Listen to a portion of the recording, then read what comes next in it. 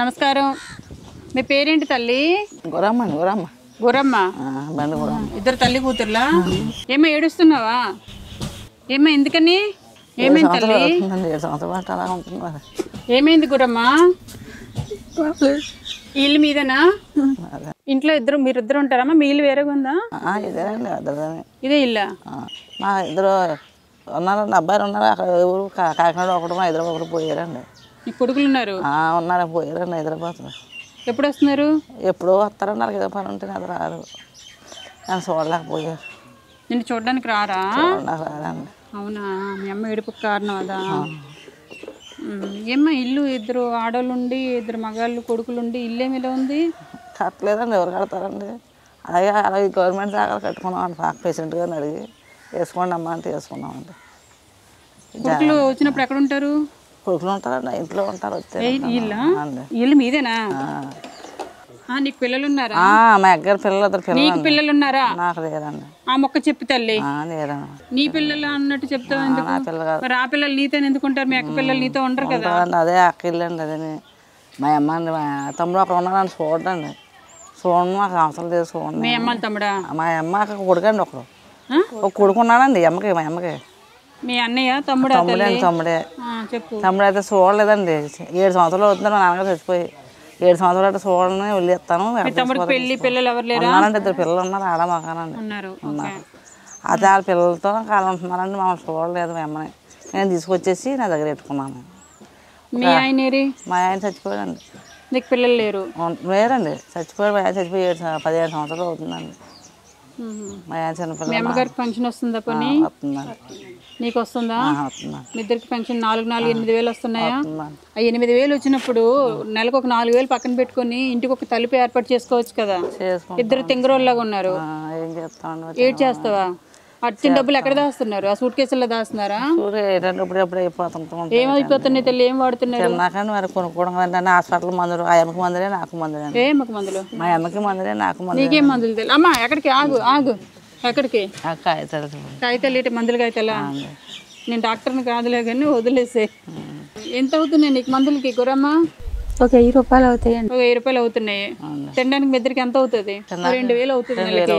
ఇంకా 4,000 నీకు నీ వచ్చిన డబ్బులు ఈ అమ్మకి మీ తినడానికి ఇవి మందులకు వాడేసుకొని ఇంకో 4,000 మీకు నెలకి మిగిలితే శుభ్రంగా ఉండండి. చిన్న తలుపు పెట్టుకోపోతే ఎలాగమ్మా? పెట్టుకుంటాం. నేను ఉంటున్నానని అలాగే తలుపులాగా ఇంటికాడ ఉంటుంది కదా. నువ్వే తలుపు ఏంటి? తిరగడానికి అవ్వక ఇంట్లో అక్కడ కూర్చొని ఉన్నావు.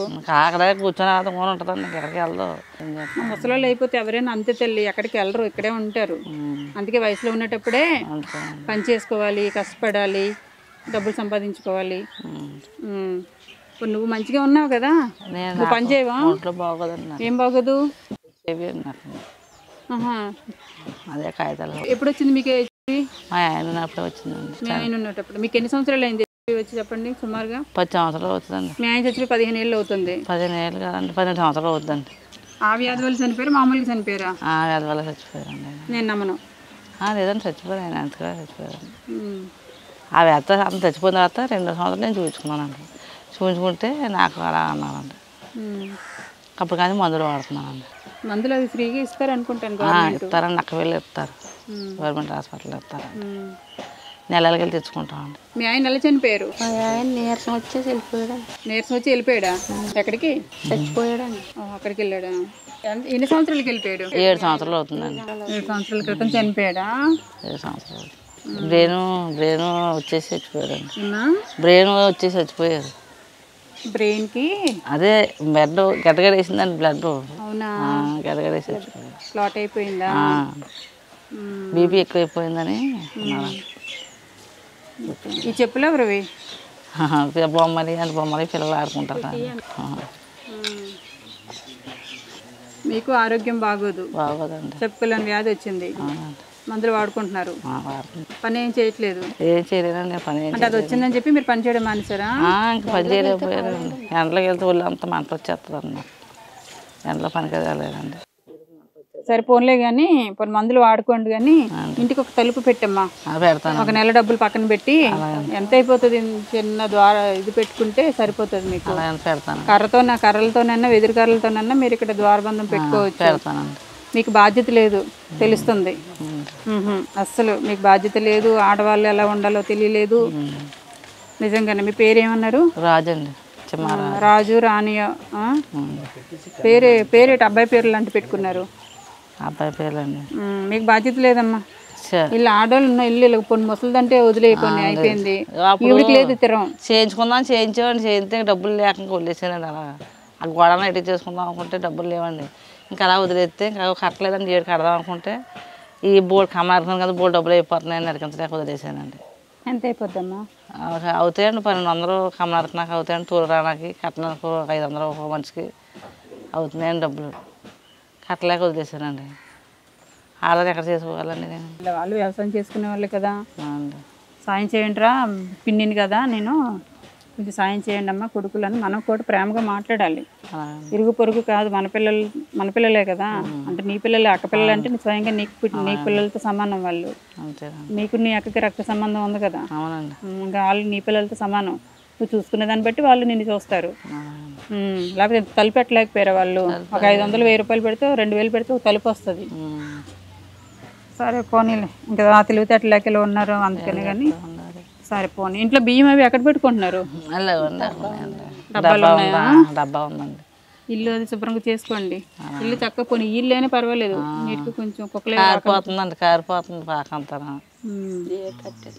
కట్టిద్దాం. 7 కట్టిస్తారా? కట్టిస్తాను. కట్టించండి. బాగుంది, గుడిసె చల్లగా ఉంది. కానీ సరే అయితే బియ్యం ఉన్నాయా మరి ఇంట్లో? గురమ్మ లేవు, అయిపోయాయండి. నెల అయిపోయింది కదండి. నెల అయిపోయింది. ఇవాళ 25 శివరాత్రి ముందు రోజు. కొంచెం ఇస్తారండి. 10 కేజీలు.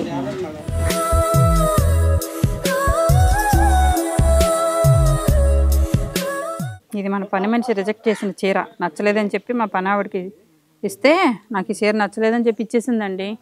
ఈ కలరు నాకు ఇష్టమైన కలర్ ఆవిడకి నచ్చలేదు అన్నది. మంచిదే. ఓ నీకు వినిపించేసిందా? ఏమన్నాను? అదే మీ పని మనిషికి చీర అన్నారు కదండి. చీర ఫోన్లో ఈ చీర నువ్వు కట్టుకో. అమ్మకి ఇంకో చీర తెస్తారు, మా వాళ్ళు మర్చిపోయారు తెస్తారు. అమ్మా గురమ్మ, నీ పేరు బాగా గుర్తుండిపోయిందమ్మా. పచ్చడి తింటావు కదా, ఏం పచ్చడి తింటావు? ఏదైనా తినేస్తాను. ఏదో ఒక పేరు చెప్పు. నిమ్మకాయ పచ్చడి. అయ్యో సారీ మా అమ్మ, నిమ్మకాయ పచ్చడి నా దగ్గర లేదు. ఇంకేం పచ్చడి కావాలి? అల్లం పచ్చడి. ఓ ఏమో అల్లం పచ్చడి కూడా నా దగ్గర లేదు మా అమ్మ. ఇంకేం కావాలి? టమాటా పచ్చడి. అమ్మయ్య టమాటా పచ్చడి నీకు ఇష్టం అని చెప్పి తెచ్చాను మా అమ్మ, నా దగ్గర ఇదే ఉంది. ఎందా టమాటా పచ్చడి ఇది, ఓకేనా? దాంతోపాటు పచ్చడితో పాటు నీకు మంచి చీర కూడా వచ్చింది మా అమ్మాయి. మా అమ్మకి పచ్చగా ఉండాలని ఈ వయసులో కలకాలం బతుకున్నంత వరకు సంతోషంగా ఉండు మా అమ్మ. చీర ఇది నీకు కట్టుకో. తర్వాత ఇందులో కందిపప్పు, మా అమ్మ కందిపప్పు, ఆయిల్ అన్నీ ఉన్నాయి, నిత్యావసర సరుకులు అన్నీ. రాజు సింహరాజుకి ఎంత ఆనందంగా ఉందో, శుభ్రంగా ఉంచుకో. మా అమ్మ సబ్బు, నువ్వు స్నానం చేసేది నీట్గా ఉండేటట్టు ఉన్నావు, అందుకని నీకు సబ్బులు తెచ్చాను. వెంటనే దాచేసుకుంటాను. అన్నీ ఉన్నాయమ్మా. ఇవి 25 కేజీల బియ్యము, ఇవి నిత్యావసర సరుకులు అన్నీ ఉన్నాయి. ఉప్మా టిఫిన్ చేస్తావా? ఉప్మా రవ్వ కూడా తెచ్చాను. టిఫిన్ చేసుకుంటారు కదా, ఉప్మా చేసుకోండి సాయంత్రం. ఏమ్మా సబ్బులు ఎందుకు పెడతానే? తర్వాత ఇల్లు కారిపోతుంది కదా, కారిపోతుందండి. వర్షం వస్తే కారుతుందండి. కట్టేస్తాండి కొత్త వాసగా. కట్టియండి, కట్టించేస్తాను. కారు కన్నా కట్టియండి. కట్టించేస్తా. 300 కమ్మ నరికించి వచ్చి కట్టించేస్తాను. నరికించేయండి. అలాగండి. తర్వాత కట్టేసుకొని ముందు ఫస్ట్ తలిపేయండి. అలాగండి, తలిపేసేస్తాను. తలిపేసేసుకోండి. ఇక నేను మీకు 6000 రూపాయలు ఇస్తున్నాను. ఏది తలుపు ఒక 3000, కమ్మకు ఒక 3000, 6000 వస్తాయి. మీకు ఇద్దరికి ఫంక్షన్ వస్తుంది. 4000, 4000, 8000 వస్తున్నాయి. కొంచెం తెలివితేటలు వాడుకొని నీట్గా ఉండడం నేర్చుకోండి. అలాగే కాదు, ఇవాళ డేట్ అంతా నేను ఇవాళ ఫిబ్రవరి, ఈ నెల ఫిబ్రవరి, మార్చి నెలలో అంటే కరెక్ట్గా నేను 25 రోజుల తర్వాత మళ్ళీ మీ ఇంటికి వస్తాను నేను. ఏంటి ఒకసారి ఇట్రండి, ఇట్రండి, మీ ఊరు పెద్దలు వెళ్ళరండి.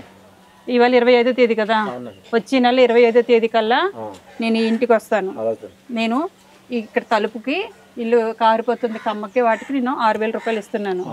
26వ తేదీ కల్లా ఈ ఇల్లు నాకు మొత్తం తలుపుతో పాటు ఇంటి కమ్మలు అవన్నీ వేసేసి ఉండాలి. లేని పక్షంలో వీళ్ళ తరపున 6,000 ఇస్తున్నాను కదా, 6,000కి 6,000 12,000 మీరు నాకు ఇవ్వాల్సి వస్తుంది. అలాగైతే నేను ఇస్తాను. వాళ్ళ ఇల్లు సరిగ్గా ఉంటేనే నేను డబ్బులు ఇస్తాను. ఎందుకంటే నెలకి 8,000 వచ్చి కూడా తెరవలేకుండా ఉన్నారు ఇల్లు. అది అవన్నీ కూరని తెచ్చుకుని అవన్నీ వదిలేండి, కానీ అనారోగ్యం అయితే ఇల్లు మంచిగా చూసుకోరు. ఏమా వచ్చే నెల లోపు నువ్వు 10 రోజుల్లోనే నాకు ఫోటోలు పెట్టాలండి. 10 రోజుల్లో నాకు ఫోటోలు పెడితే నేను నెక్స్ట్ టైం మీరు పిలిస్తే మీకు కూడా విలువిస్తాను నేను. లేకపోతే ఇంకెప్పుడు మీ ఏరియాకి రాను నేను.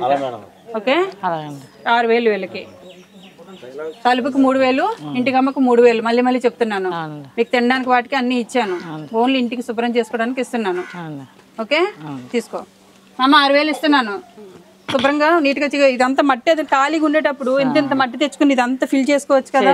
ఇంటి ముందు ముగ్గు లేదు, ఏమీ లేదు, ఇంట్లో తుడవడానికి కూడా సరిగ్గా లేదు. నీకు మట్టి వేసుకుని నీళ్ళు అవి జల్లి శుభ్రంగా మంచిగా పెట్టుకోండి. పెట్టుకుంటారండి. ఎంత ఒంట్లో బాగోపోయినమ్మా కొంచెం మంచిగా ఉండటం నేర్చుకోవాలి. సరేనా? ఏ పనులు చెప్పాను నీకు? అదే నీ తలుపు పెట్టి పాకది కట్టేసుకోమంటున్నారండి. కట్టేస్తాను, కొత్త కట్టి చేస్తానండి. అదే కుక్కలు కంటే గేట్ అది ఎట్టించేసుకుంటాను. అలాగే. నీ వయసు ఎంత? నా వయసు అండి 56 అండి. 56, 60. నీ వయసులో సగం దాన్ని వచ్చి చెప్తున్నాను. సరే అయితే జాగ్రత్తగా ఉండండి. ఉంటాను.